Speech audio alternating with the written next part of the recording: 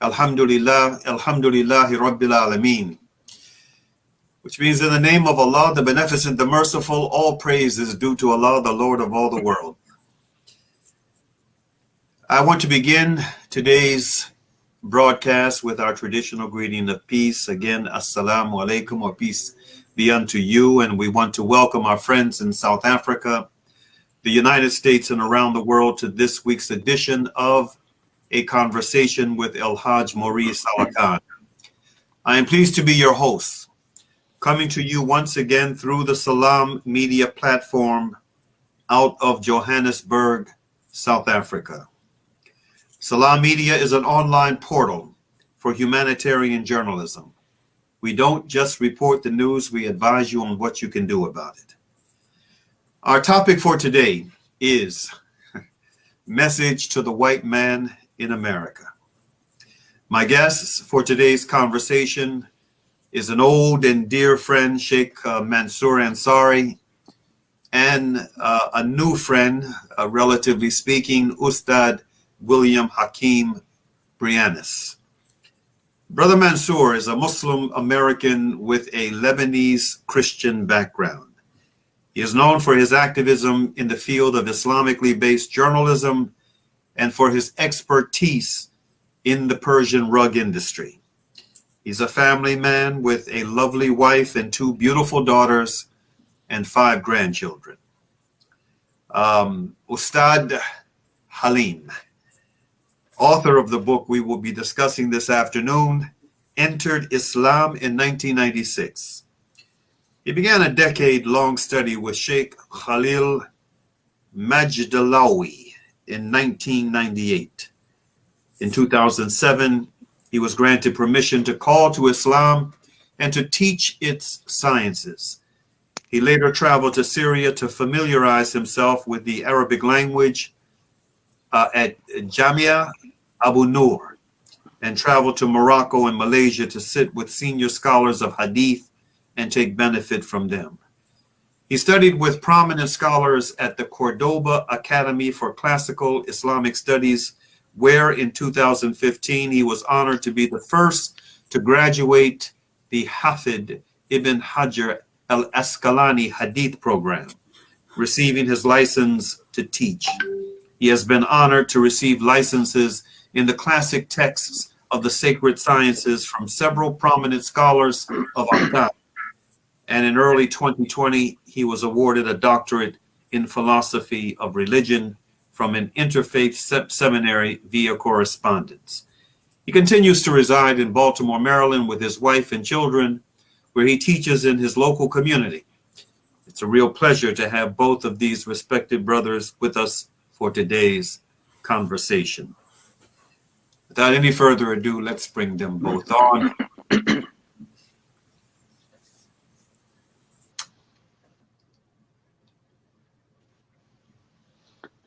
Assalamu alaikum, my brothers. Wa alaikum assalam wa rahmatullah. Welcome to A Conversation with God. Brother Mansour, let me start with you.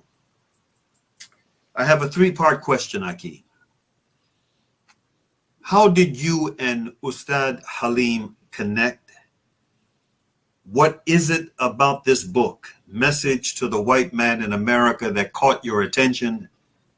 And what is your relationship to this project? I'll start with the 3rd question. Bismillahir Rahmanir Rahim.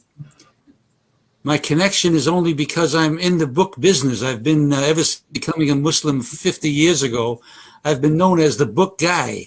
That's part of that question. How I connected with Sheikh Halim, the author of this important book, is I was hanging out at one of our pizza places here in Atlanta called Halal Pizza. It's a Somali enterprise.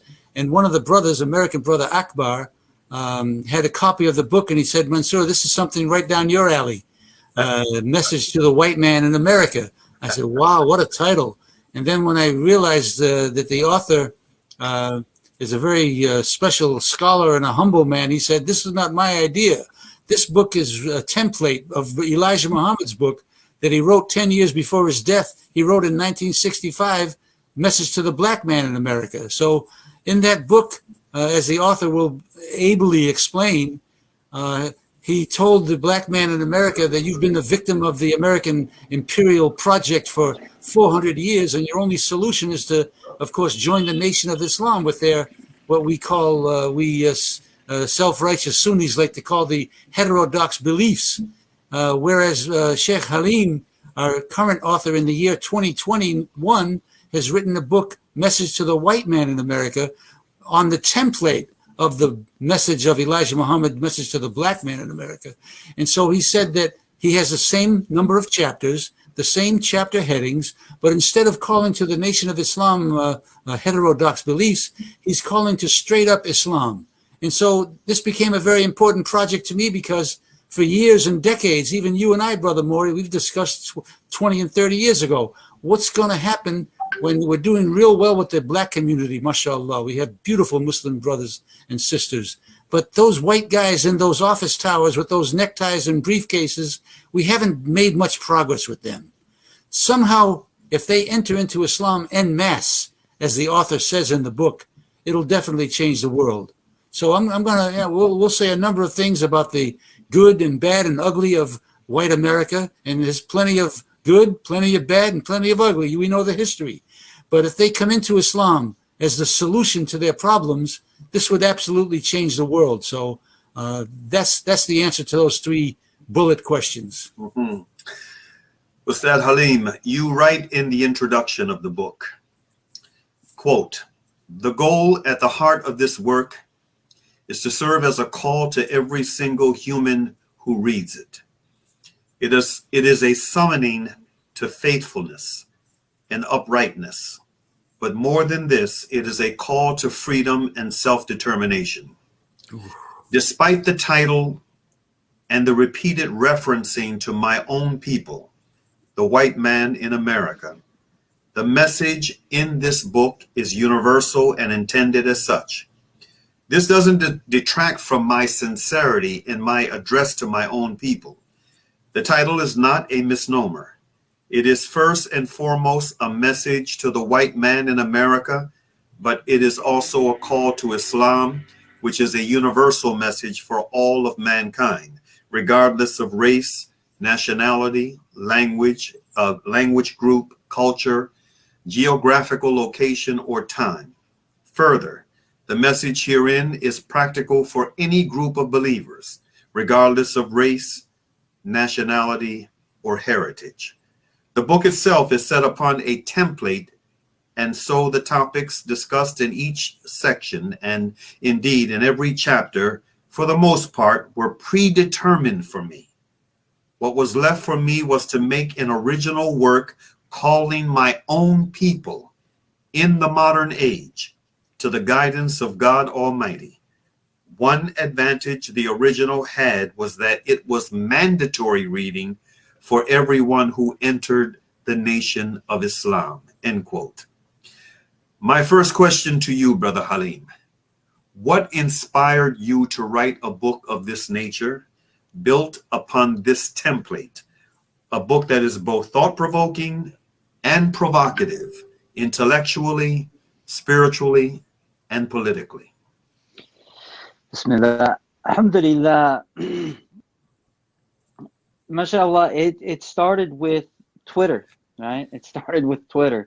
So Imam Mark Manley, who is currently in California, he tweeted something along the lines, and this was back in 2014, if I'm not mistaken, towards the end of 2014.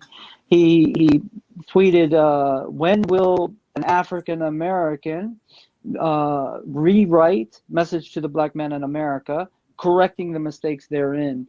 And he said, and when will one of the white brothers, I believe he used the word Caucasian, but he said, when will one of the white brothers be brave enough to write the first edition of Message to the White Man in America? And so I was like, I'll do it, I'll do it.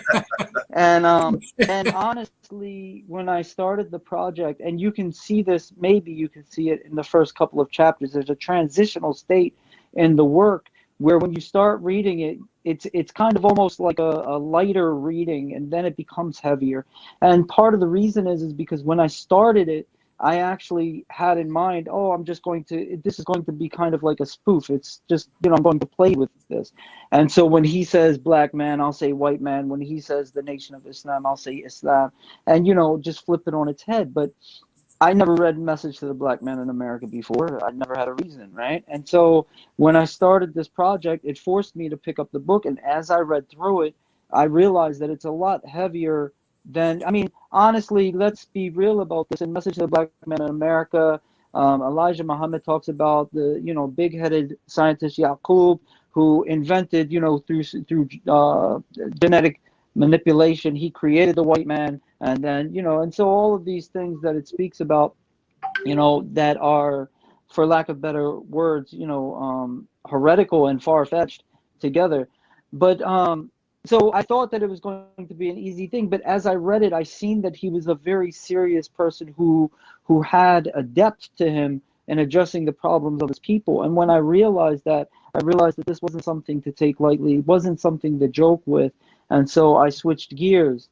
And I started to take it very seriously. And in doing that, I actually ended up having to research whiteness. So just to give you a quick background about myself, not too much, but I was born and raised in the projects, and I come from an interracial family. And so though I'm white, I don't come from what's traditionally understood as a white background. And so I actually bought books and had to do research on whiteness and, to actually address this. And so I wanted to address the needs of the people of my people here, the white people in America. And so I actually wanted to be able to do something for them that Elijah Muhammad really did do for the African American community of his time. And that is pull them out of a way of thinking and show them a better way of being. And so again, this is really what sparked it all. Mm-hmm. What a wonderful reply. Yes, indeed. Yes, indeed, brother. You want to say something about that reply, Brother Mansour? You see, there's an expression we've heard a long time ago saying, there are white people and then there are white people. In other words, I'm from Lebanese parentage. Yes. If my ancestors didn't come here 130 years ago, then I'd be some Arab laying down on the side of a hill in Syria or Lebanon somewhere. But the Syrians and Lebanese came to America to be, quote unquote, white people. But really, if you're not a WASP, if you're not a white Anglo-Saxon Protestant, then you're kind of what we Lebanese call we're like a wannabe white man, wannabe, never gonna be. In other words, we thought everything was real nice between us and white America on September 10th. But on September 11th, we found out that there's only one white man in this house, and it's not us. And so Sheikh Halim William Breiannes, the author of this book, also admitting that he's not from a WASP background, he's from an interracial family. But in America, when you look at me, you see a white man. Unless you know who I am, and you know that I'm of Lebanese background, and that I have the right, because of the struggle of black people in America and their history of 400 years, I have the right to identify as who I really am, a Lebanese Arab American. And so we also have to pay tribute, not just to Elijah Muhammad personally, but to the Nation of Islam. And I'm sure many of their sincere listeners will come across this video, this interview. We Muslims in America are safe to practice our religion largely because we operate under the shade of the sword of the Nation of Islam. Even though we don't agree with their heretical beliefs, okay, I'm not down with Yaqub, I'm not down with the white paint and black paint, I'm not down with so many things, whatever. We know the beliefs, but still, we are here and prospering, and the immigrant brothers from over in those other countries in the Middle East and Far East, they are here because of what black people have sacrificed.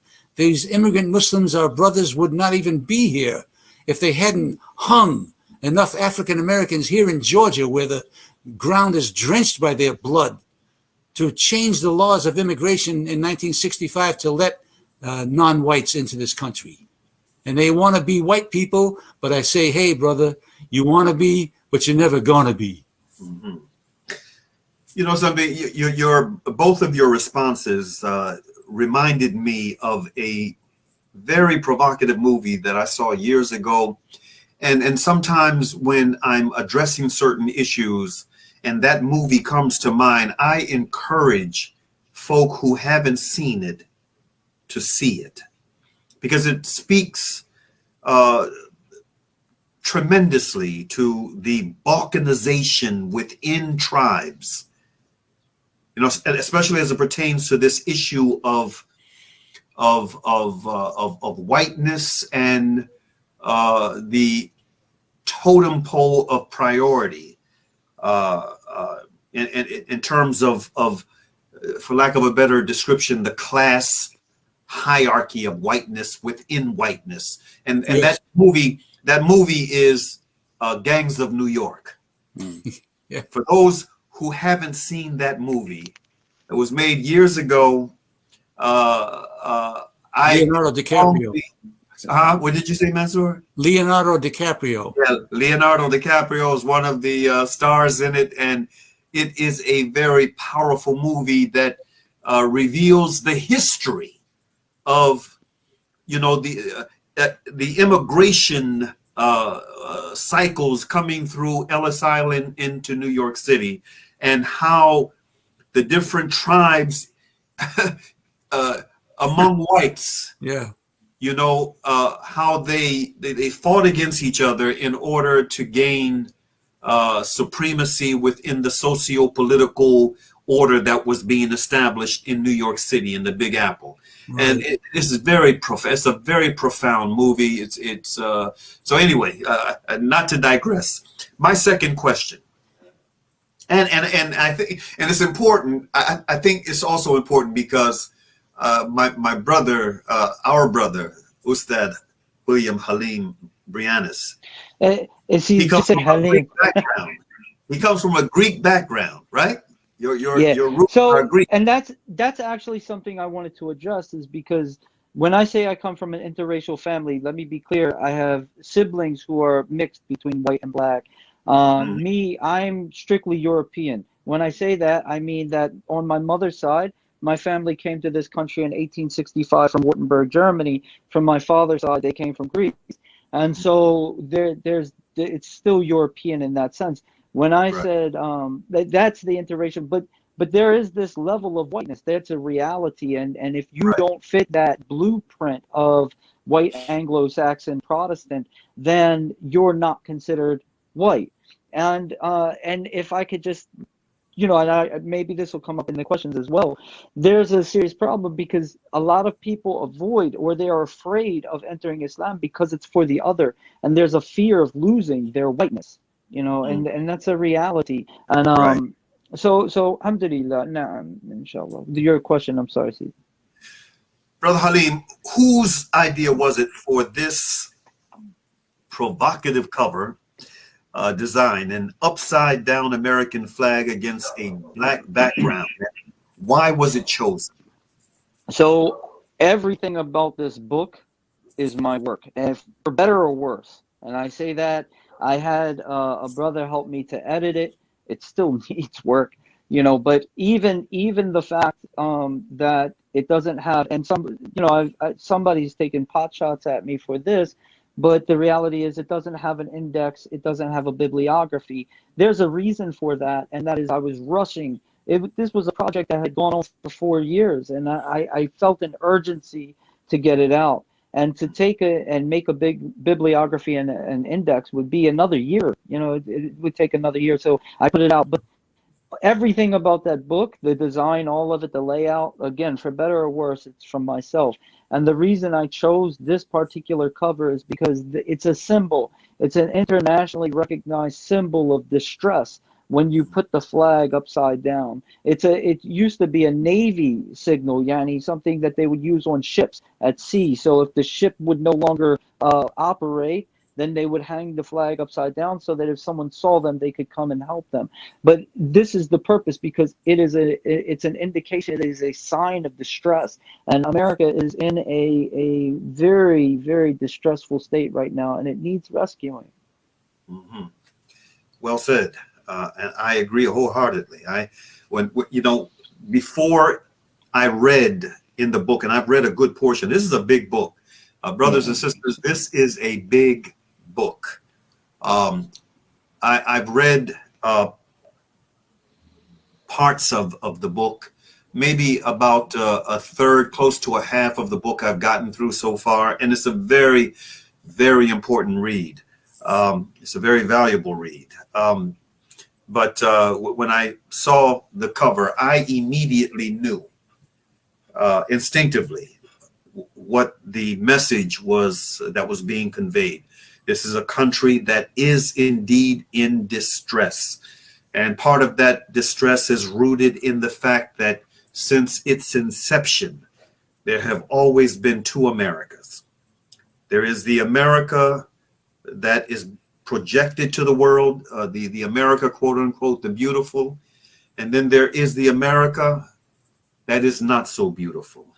The America that is the very real, the reality of that we've seen much more of, significantly more of throughout this country's history, and making the observation that was made by one of its founding fathers, Thomas Jefferson, and an observation that you can find on the wall of his memorial in downtown Washington, D.C. I tremble for my country when I reflect God is just. His justice cannot sleep forever. Even more significant, even more telling. So I understood when I saw the upside down flag that this was a symbol of distress, and it was very applicable. Third question, chapter 90, the framing of a people. What went into your decision, Brother Halim, to include that? And let me say personally, I'm glad you did. So again, we have to understand that, in a lot of situations, my hands are tied. And so one of the things is that this template, I literally had the e-copy, because I didn't have a hard copy, the e-copy of Elijah Muhammad's message to the black man on one side, and my tablet on the other side. I'd use my phone and the tablet, and I'm just reading a line, writing a line, reading a line, writing a line. And sometimes I'd have to pause to do research or whatever, but generally speaking, that's how this book was written. I'd read a line, I'd write a line, read a line, write a line. And so when I came to his chapter, and honestly, I'm not going to sit here and pretend that I remember what it was. I don't remember what it was, but surely he's talking about an event that happened. And when he's speaking about an event that happened, then I felt the need to speak about an event that happened. And what greater event in our time than 9/11? And the reality is 9/11 is one of those days when America changed. It changed from a state of the American dream.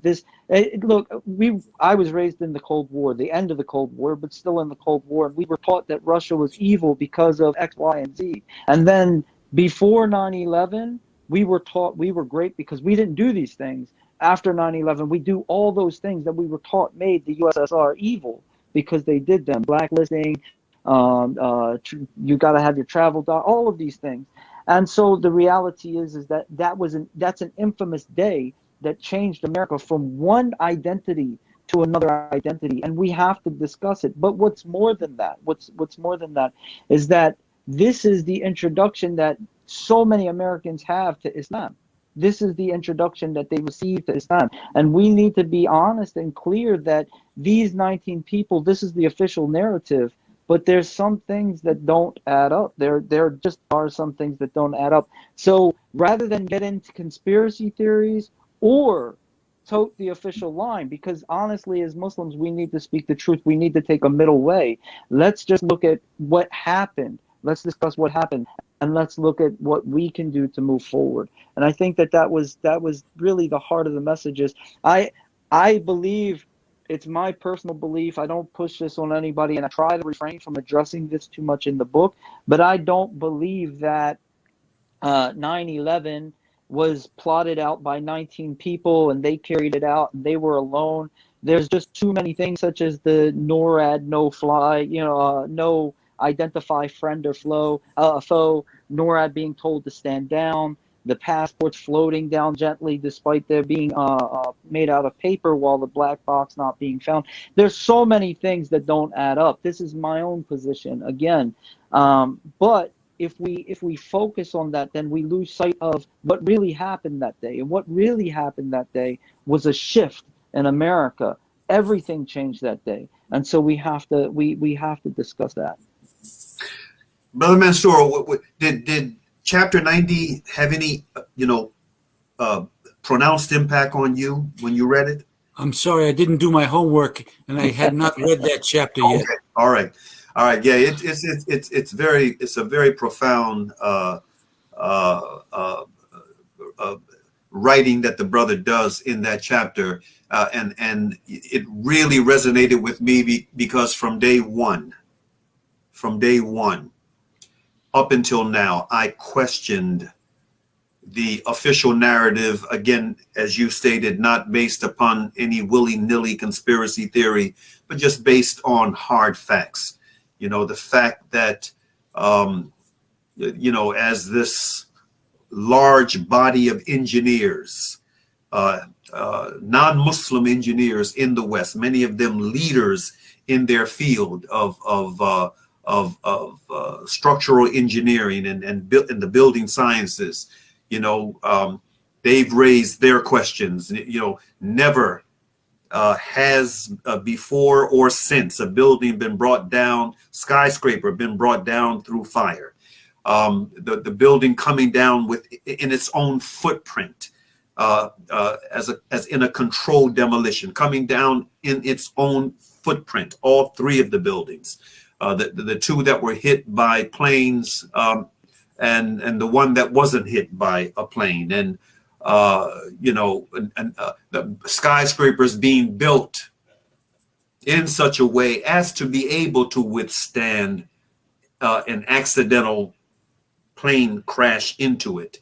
The scenario of these 19 hijackers armed with nothing more than box cutters, taking over planes and being able to maneuver these planes in New York in ways that some of the most seasoned pilots that have been piloting planes for years would have been difficult for them to do, to be able to bank an airliner in such a way that they could hit skyscrapers. I mean, there were just so many things. The Israelis that were apprehended after in nearby northern New Jersey, filming the drama that was unfolding and celebrating, and then being taken into custody, and it being discovered that these were Israelis that were held for a time and then ended up being, I presume, deported back to Israel. I mean, just so many things that just didn't make sense. So, that chapter really resonated with me. The other thing that resonated with me, brother, was the argument you made about the Taliban. The argument you made about the Taliban, which are now being once again demonized. Now, when we go back to the presidency of Ronald Reagan, one of the big conservative heroes of the conservative wing of the Republican of the American construct. Reagan, he is like a demigod.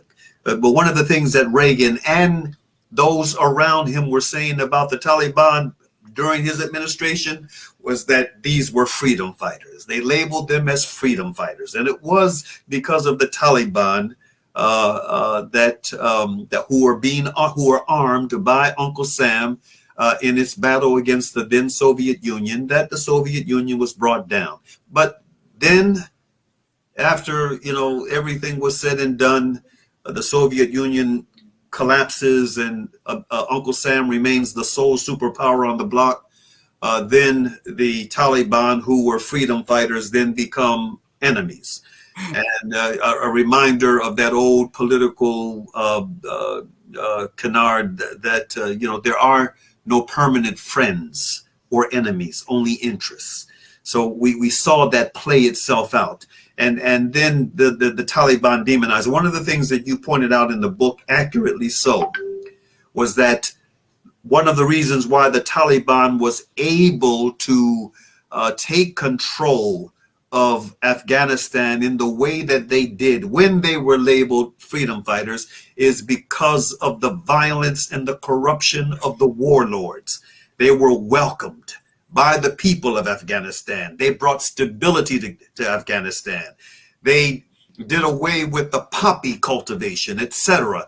SubhanAllah. And then, now, and then when it became convenient, for them to be demonized and then used as a basis for another war, then this is another issue that, and I tried to touch upon it. I hinted at it in the book, but it's a serious thing. Everybody asked the question, well, why would America invade Afghanistan? What's the purpose behind the invasion? They have no natural resources. I mean, we take what we take.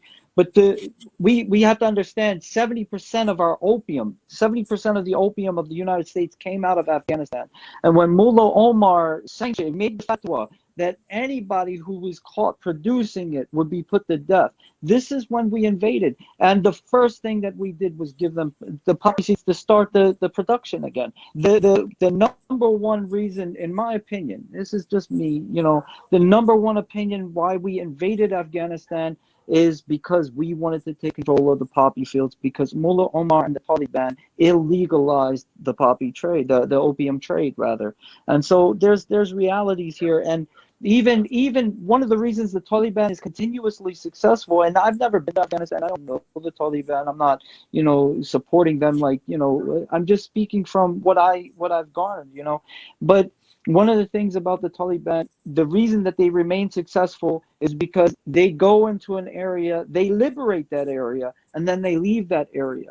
And so they're constantly helping the people and getting out, And that's why they still have the people support to this day, even though, again, in our media, they continue to be demonized.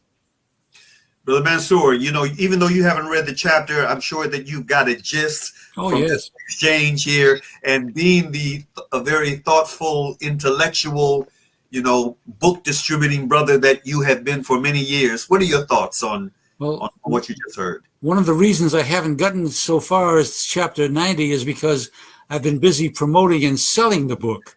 And I wanted to let our listeners and viewers know that my email, if you're going to PayPal me a $25 amount, it's going to cover shipping worldwide. It's going to be Mansour786@yahoo.com to order your copy. As it says right there, PayPal me $25, and I'll get that book in the mail to you. And yes, the Muslims have been under the microscope since 9/11, long time ago. And we have the right to ask these questions. It's interpreted as a conspiracy theory by those who don't want to think about this intellectually and use wisdom. But since we're under the microscope, we're the ones on the stand, and we have the right to ask those questions. How about the building number 7 that collapsed and was not hit by any airplane? It's just the building just went down. Why are we responsible for that? And we Muslims have to apologize for that. What about the I-395 goes right next to the Pentagon? I mean, when I drive to Washington, D.C., I-395 goes right by the Pentagon. It's barely a quarter of a mile to your left. And you're trying to tell me that a plane going 530 miles an hour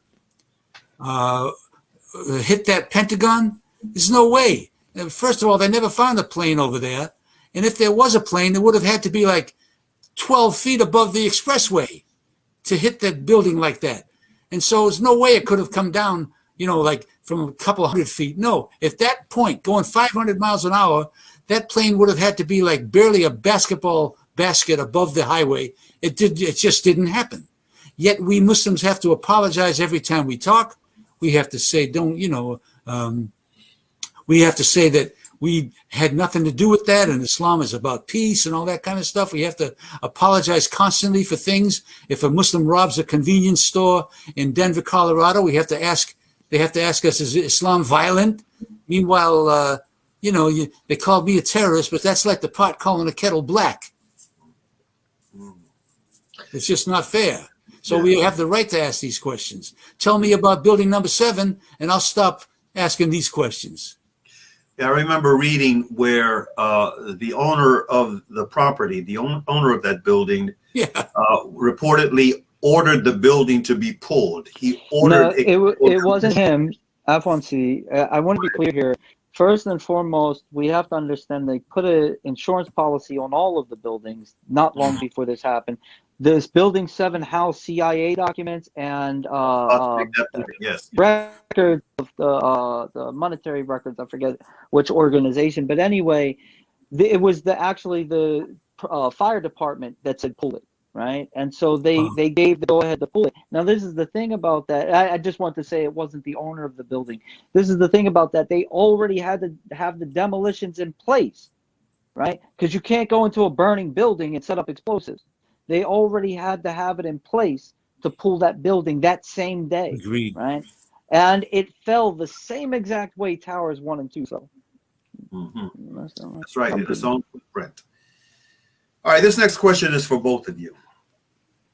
In his famous and now historic letter from Mecca, which inshallah ta'ala we're going to share in its entirety at the end of this program, El-Hajj Malik El-Shabazz, a.k.a. Malcolm X, said the following: if white Americans could accept the religion of Islam, if they could accept the oneness of God, they too could then sincerely accept the oneness of men and cease to measure others always in terms of their difference in color. With racism now plaguing America like an incurable cancer, all thinking Americans should be more receptive to Islam as an already proven solution to the race problem. End quote. What are your thoughts on that observation? An observation that was made well over a half century ago. Let's begin with you, Brother Halim.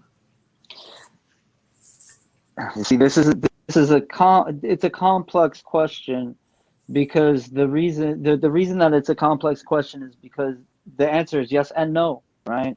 The answer is yes. I think that if white America could embrace Islam and come to know God, really come to know God, and more than just coming to know God, live according to the guidance of God, then I believe that the mentality of superiority, inferiority, the manipulation, I think those things would go away, God willing. But at the same time, I don't think that the message of the Quran, and this is something, I think that message of Islam would do away with racism, right? So I want to be clear here. That's why it's a yes. But I think that part of what Malcolm was saying, and I'm going straight off of the words, I'm not trying to interpret what he's saying, is that they would no longer see color. And the fact of the matter is that I don't think that that's a message of the Quran. I believe that part of the message of the Quran is that we recognize one another, that we come to know one another, our different tribes, our different nations, and there are realities there. The fact of the matter, and this is one of the reasons why we can address our own people, because we have different experiences, we have different cultures or heritages, and so I don't think that Islam calls us to do away with that or ignore that or lose that. Rather, I think that the message is that we don't become people who make that a reason to oppress others or look down on others or have a negative opinion of others. And so, for example, even somebody in my own family, even like my children, for example, if they commit a crime and someone else of another race commits a crime, then they are treated equally, even because we stand out for justice, even against ourselves or our own kin, right? And so I think, and whether they be rich or poor, and this is important because sometimes we want to stand out for justice for the poor, but we forget that we have to, rather we want to stand out for justice for the rich, meaning calling them to justice, but we overlook this for the poor. And we want to call people to stand out for justice, whether they're against anyone. This is what I'm saying to you. And so my point here is that I don't believe that the message of Islam is to become colorblind or to see all of humanity as homogenous, but rather to see us as one single race, one single, we're all equal. We're all we're all equal, I think is the best way of saying it, economically, judicially, spiritually. But at the same time, we should recognize our differences and have a true respect for that. And so I believe that the message of Islam will do away with racism, right, which is really what we want. But I don't think that the call is to lose ourselves, lose our own identities. And as a point of clarification, not equal economically, but fair. So we're not fair. I mean, the rich are the rich and the poor are the poor. But I mean that there should be no oppression between the two like this. Right. That's right. No. We're equal in terms of our humanity, and we all have equal entitlements to justice and fairness, etc. And if I can, right. I just want to throw one thing out there. And so I want to be I know that we're running out of time, and Mansour definitely deserves his opportunity to answer this. But I want to say that what we believe is that there are 7 God-given inalienable rights that every single human has, whether they're male or female, old or young, rich or poor, black or white, it doesn't matter. Every single human being has a right to faith. Every single human being has a right to life, a right to intellect, a right to honor, a right to lineage, a right to wealth, and a right to property. And so to usurp that property, to usurp those rights are an injustice and oppression. And our job as Muslims is to uphold those rights, to establish justice for everyone for those rights, whether they be Muslim or non-Muslim, inshallah. That's right. Now, so this, I just wanted to, as a point of clarity, inshallah. Brother Mansour, your thought on that quote from Malcolm from his letter. I think that I'd like to paint a picture for our viewers that if you see a Catholic church in Chicago or a Catholic church in Mexico or Spain, they all kind of look the same. It's a cookie cutter type of building. Whereas Islam in the Muslim world, the mosque in Nigeria has a local influence. The mosque in Turkey and Egypt and Kazakhstan and other places have their own local architectural features, meaning to say, I'm saying this because the reason why Islam became permanent and dominant in much of the world is because it became part of the local culture and it indigenized itself. And when Malcolm, our hero, when he went to those countries, he realized that the breadth of diversity in the Muslim world was one of our big strengths, and that you can be a strong Turk and be a good Muslim. You could be a strong African and be a good Muslim. You could be a strong European and be a good Muslim. He saw this up close and personal, and it changed his life. And he, more than any of our people back in the 60s, and these heroes of the Black Power movement, he was one that could make such an observation because he was, as you know, indigenized, in quotes, into our American culture. Whereas on the same day, within an hour of each other, he could speak to a Harvard or Oxford University crowd of academics and still be on the street in Harlem at 125th and Lenox and speaking on a podium there to his local people in a version and a brand of English language that they were uniquely able to understand. So I'm the kind of guy, I think I'm the oldest guy on this screen right now, and I'm there 10 years after Malcolm's martyrdom, and I accepted Islam largely because of his contribution. I could say that I'm a spiritual descendant of Malcolm X because he saw equality for what it was. Of course, he had to go through a lot of unique instances. He had to see through the erroneous teachings of much of the Nation of Islam. And I don't say that in an effort to embarrass or damage the brothers in the nation, but for sure, we so-called Sunni Muslims, we're not going to join the Nation of Islam. But by the grace of Allah, many of the NOI brothers, when they want to smell the coffee, they come to the correct Islam and sit down with us. So that's his contribution. 55 years later, Malcolm is speaking loudly from the grave. May Allah accept him. Brother Halim, we had Brother Mansour and his beautiful family on in conversation with us some months back. It was early last year. We had a beautiful conversation, and both Brother Mansour and his wife, Sister Kathy, and they shared with the audience how they came to Islam. It was a very beautiful story, very beautiful and engaging story. Wondering what was the process that brought, and since I referenced that, let me say to those who didn't catch that broadcast, you can go to the Aafia Foundation's YouTube channel, and you can catch that in some of our other programs that we've done. Brother Halim, what was the circumstance that brought you to Islam, that led you to Islam? I think you said in 1979 it was? No. I would have been a small child then. I'm sorry. 1996. 1996. Yeah. I'm thinking about myself and my beginning of my own journey, but go ahead. Alhamdulillah. So I want to start by first saying, I really want to thank Sheikh Mansour for what he just said, because that was a beautiful analogy. I actually started looking around for a pen and paper, because one of the things is that this is a difference between Islam and Christianity that needs to be reflected upon, is that in the Muslim world, outwardly we're all different, right? And really the best example I see of this is women covering, right? But outwardly we're all different, but inwardly we're the same. In those masajid that all look different, when we enter in, we all pray the same, right? Whereas a Christian church, while they're all cookie cutter and they all look the same, if you was to go anywhere in the world, you'd have to learn the etiquettes of that masjid. I mean, that church or this denomination.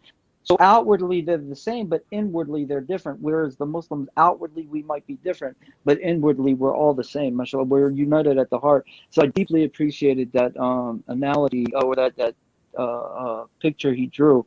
Alhamdulillah, thank you for that. As for my entrance into Islam, the fact is that alhamdulillah, it was a bumpy ride, and so I'll cut it very, very short, inshallah. My mother, as a small child, she started out as a Baptist. That's what she was raised as.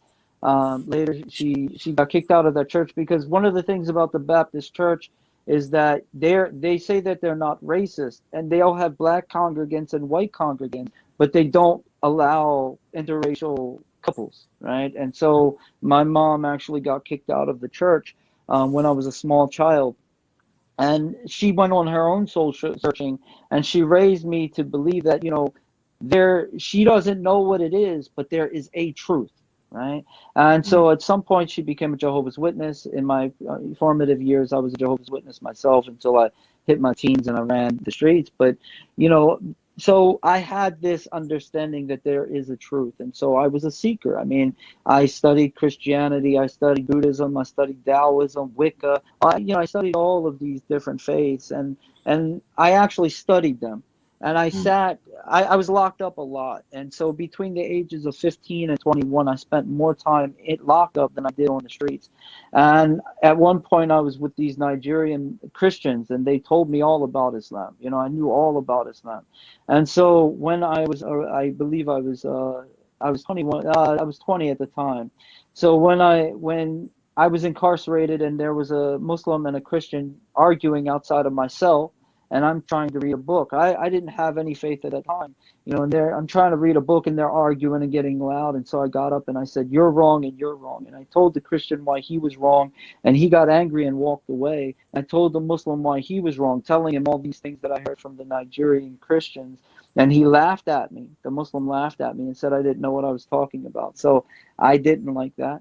Alhamdulillah. So I went and I started studying Islam. I got everything I could out of the jail library so that I could find something wrong, so that I could go to this Muslim and say, "Look, your religion is wrong." And well, it didn't work out that way. Alhamdulillah. I couldn't find anything wrong with it. And so I was left with a choice of either admitting that this is the truth and being a hypocrite, keep running the streets, or admitting that it's truth and entering into it. And so I didn't want to be a hypocrite. So I entered Islam while I was locked up. And there's a lot of funny stories involved. Like when I first went to take my shahada, the brothers were arguing. They didn't want to give me my shahada. They was like, "No, you do it. No, you do it." I had to wait an extra week because of my whiteness, right? Nobody wanted to give the white guy his shahada. And this was an understanding. And even in prison, like we had a homework assignment, and it was what brought you to Islam. And you'd be amazed how many people got up and said, because I hate white people, right? So there was this experience. There's just this reality. But there's actually a lot of, I mean, that's the gist of it. When I came home, I had an opportunity, of course, to go back to who I was. I didn't tell anybody I was Muslim because I didn't want anyone to think that I entered Islam in jail for protection. Or I did this. That was my identity, going to jail, coming home, going to jail. So I didn't want anybody thinking that I was scared or anything like that. So I kept my Islam to myself. Nobody on the street knew I was Muslim. And then when I came home, I was like, no, I'm a Muslim. So I had that choice to go back if I wanted. And my real entry to Islam was when I came home and everything was open to me, and I said, no, you know, I'm a Muslim. When I verbalized it on the streets, there's a lot of story to this. Interesting. Interesting. You know, brother, you and I have something in common. My journey to Islam began as a teenager in lockup. I was in the Burlington County Jail, and I was 17, and the jail had a little library in it. And subhanAllah, up until that time, I was the kind of person who, if, you know, I was much like Malcolm. You know, when I was in school, before I started getting in trouble, you know, I was a very exceptional student. But then, you know, once I hit the skids, you know, something very traumatic happened in my life, and it just took me off, you know, into a self-destructive path, and which again culminated in 17 years of age, stealing a car, subhanAllah, in Bridgeport, Connecticut, and trying to drive to Washington, D.C. You know, this was during the May Day festival, and having stolen a car that had bad tires. Oh.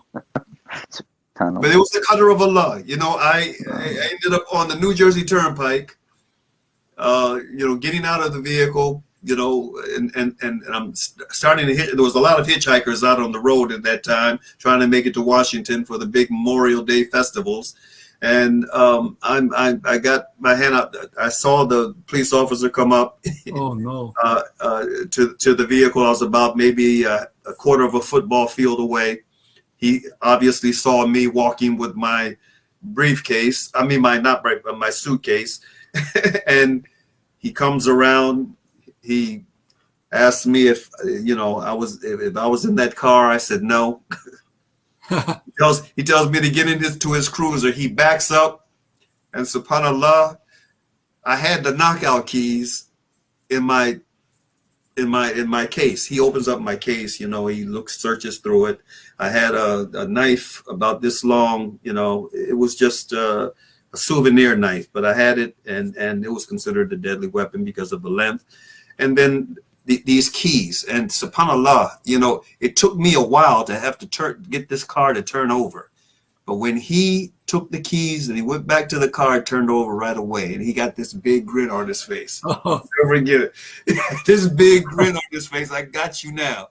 And I ended up in the Burlington County Jail. But this was the qadr of Allah. This is how something good can come out of adversity. I ended up being drawn to the, you know, little library that they had. And the book that caught my attention in the library was, guess what? Autobiography of Malcolm X. The Autobiography of Malcolm X. Allahu Akbar. I took that book back to my cell, began reading it, and that book changed my life. You know, and it's a reminder, you know, of something that Malcolm said. He said, if a man is properly motivated, you know, for some of us, this is what it takes. If a man is properly motivated in prison, he can change his life. This was my change. And I got out, I joined the Black Panther Party in New Haven, Connecticut. And then from there, after about 6 or 7 months, I ended up going into the Nation of Islam. And the rest, as they say, is history. MashaAllah. So we have that in common, brother. Our light began to come on in lockup. Let me ask both of you, invite both of you brothers to take 1 minute. We're at the end of the program. Take 1 minute, both of you, to just make whatever final comments you want to make to the audience that are viewing us live and those who will see it later. Let's begin with you, Brother Mansour. I would say in my last 45 seconds here, the point I'd like to leave the audience with, especially white Americans, is that even though Islam in America has a black face, it has an African and an African American image, you can still be a proper Muslim and stay who you are and what you are. Islam will become indigenized to the white American community as it has already done in the black community. And Islam, quite honestly, needs a strong white contingent. And you can be your own person. You don't have to change the way you walk and talk and dress. And Islam allows you to be yourself. And I like to leave that message with our people, that if the white Americans come into Islam en masse, like they did in Bosnia some centuries ago, it would definitely change the world. Because you've heard, if you sneeze in America, it's like pneumonia in India. So whatever the white man in America does, there'll be a huge impact on the rest of the world, and Allah knows best. And don't forget to send that $25 to my PayPal account, and I'll send you this book right in the mail.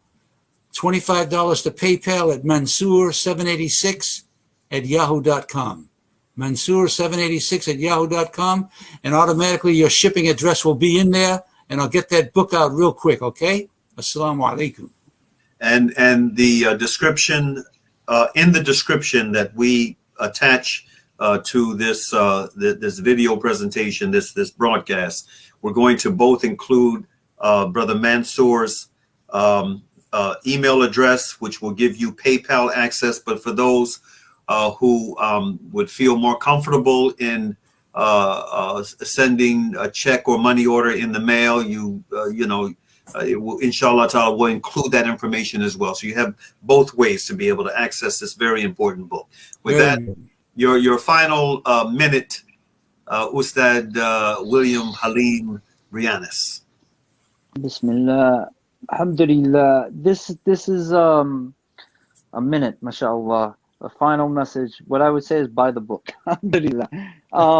Having said that, the real message of the book is that we're human beings. Allah subhanahu wa ta'ala, God Almighty, created us, and He sent to us guidance. And that guidance calls us to be upright people. The best of people. Innal ladina amanu wa amilu salihati ulaika hum khairul bariyah. The best of people are those who believe and do upright good deeds. That's the best of creation. And so this universal message of Islam, the universal message of all prophets, is to establish, protect, perfect your relationship with God. Establish, protect, perfect your relationship with His creation. Everything else is there to support that. Islam is there to support that. Our whole life, the purpose of our life, is to establish, protect, and perfect our relationship with God. Establish, protect, and perfect our relationship with His creation. And I pray to God that everyone be guided to this message. And of course, He guides whom He wills. But so this is I just want to make that my final message, is that this is the universal message. This is the message that every prophet came with. Love God with all your heart, mind, and soul, and love for others, and love for your neighbor that which you love for yourself. And so I don't think that there's any better message than that. Alhamdulillah. This has been a real pleasure for your brother Salah Khan, and I'm sure that it has been a pleasure for those who have tuned in live, and for those who will see it later, inshallah. I want to conclude with something very special. I came across, there are a number of versions of Malcolm's letter from Mecca. There are a number of abbreviated versions. I came across a platform that had copies of Malcolm's handwritten letter, his handwritten letter, pages of it, followed by a printed or typed translation, and it was quite riveting to read it in that context. Given the season that Muslims around the world are presently in, the first days of the sacred month of Dhul Hijjah, this is where we are right now, the time of the great pilgrimage. I think it only fitting to conclude today's program with a reading of Malcolm's letter from his pilgrimage to Mecca, known in Arabic as the Hajj, in April of 1964. This is what Malcolm said. I have just completed my pilgrimage, Hajj, here to the holy city of Mecca, the holiest city on earth, which is absolutely forbidden for non-Muslims to even rest their eyes upon. This pilgrimage is the most important event in the life of all Muslims, and there are over 226,000 who are here right now from outside of Arabia. From Turkey came the largest contingent, around 50,000 in over 600 buses. This refutes Westerner propaganda that Turkey is turning away from Islam. I know of only two others who have made the actual Hajj to Mecca from America, and both of them are West Indians who are also converts to Islam. Mr. Elijah Muhammad, two of his sons, and a couple of his followers visited Mecca outside the Hajj season, and their visit is known as the Umrah, or the Lesser Pilgrimage. It is considered a blessing in the Muslim world even to make the Umrah. I very much doubt that 10 American citizens have ever visited Mecca, and I do believe that I might be the first American-born Negro to make the actual Hajj itself. I'm not saying this to boast, but only to point out what a wonderful accomplishment and blessing it is, and also to enable you to be in a better position intellectually to evaluate it in its proper light. And then your own intelligence can place it in its proper place. This pilgrimage to the holiest of cities has been a unique experience for me, but one which has made me the recipient of numerous unexpected blessings beyond my wildest dreams. Shortly after my arrival in Jeddah, I was met by Prince Mohammed Faisal, who informed me that his illustrious father, His Excellency Crown Prince Faisal, ruler of Arabia, had decreed that I be his guest. What has happened since then would take several books to describe, but through the graces of His Excellency, I have since stayed in beautiful hotels in Jeddah, Mecca, and Mina, with a private car, a driver, a religious guide, and many servants at my disposal. Never have I been so highly honored, and never has such honor and respect made me feel more humble and unworthy. Who would believe that such blessings could be heaped upon an American Negro? But in the Muslim world, when one accepts Islam and ceases to be defined as white or Negro, Islam recognizes all men as men. Because the people here in Arabia believe that God is one, they believe that all people are also one, and that all are brothers and sisters in one human family. I have never before witnessed such sincere hospitality and the practice of true brotherhood as I have seen it here in Arabia. In fact, all I have seen and experienced on this pilgrimage has forced me to rearrange much of my thought pattern and to toss aside some of my previous conclusions. This adjustment to reality wasn't too difficult for me to undergo, because despite my firm conviction in whatever I believe, I have always tried to keep an open mind, which is absolutely necessary for the flexibility that must go hand in hand for anyone engaged in an intelligent quest for truth. Such a quest never comes to an end. There are Muslims here of all colors and from every part of the earth. During the past days here in Mecca, while understanding the rituals of the Hajj, I have eaten from the same plate, drank from the same glass, and slept on the same bed or rug with kings, potentates, and other forms of rulers, with fellow Muslims whose skin was the whitest of white, whose eyes were the bluest of blue, and whose hair was the blondest of blonde. I could look into their blue eyes and see that they regarded me as the same brothers, because their faith in one God, Allah, had actually removed the white from their minds, which automatically changed their attitude and their behavior toward people of other colors. Their beliefs in the oneness of humanity has made them so different from American whites that their colors played no part in my mind, in my dealing with them. Their sincerity to one God and their acceptance of all people as equals made them, so-called whites, accepted as equals into the brotherhood of Islam along with non-whites. If white Americans could accept the religion of Islam, if they could accept the oneness of God, they too could then sincerely accept the oneness of men and cease to measure others always in terms of their differences in color. With racism now plaguing America like an incurable cancer, all thinking Americans should be more receptive to Islam as an already proven solution to the race problem. The American Negro could never be blamed for his racial animosities because his are only a reaction or defense mechanism.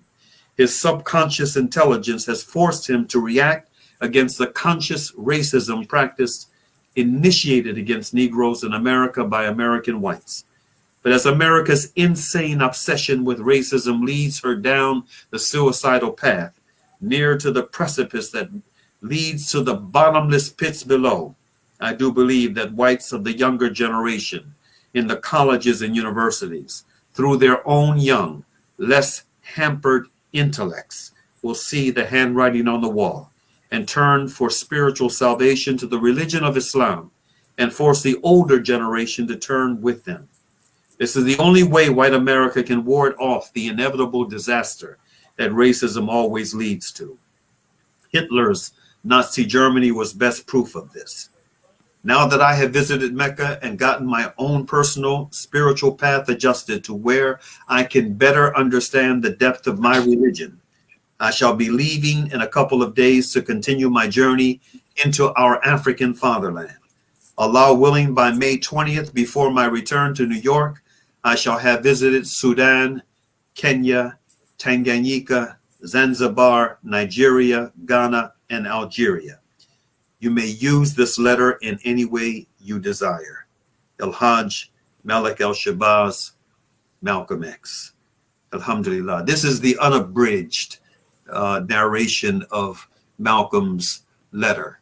And, may Allah Ta'ala continue to bless his message to be a benefit. Again, I want to thank both of my brothers, my friend of many years, Sheikh Mansour Ansari, and my brother Ustad William Halim Breiannes for joining us today for today's conversation. I know that those of you who caught this live, you're going to share this as widely as you possibly can so that others can benefit from what was said here today. And as always, we will now conclude with a beautiful prayer, supplication found in the Quran, Surah Al-Asr, inshallah. Bismillahir Rahmanir Rahim. Wal Asr. Innal insana lafi khusr. Illa alladhina amanu wa amilu salihati. Wa tawassaw bil haqq. Wa tawassaw bis sabr. Which means in translation, in the name of Allah, the Beneficent, the Merciful, by the token of time through the ages, verily humanity is in loss, except those who believe and do good, and exhort one another to truth, and exhort one another to patiently persevere in the pursuit and maintenance of that truth and justice for all. Peace be unto you. Assalamu alaikum.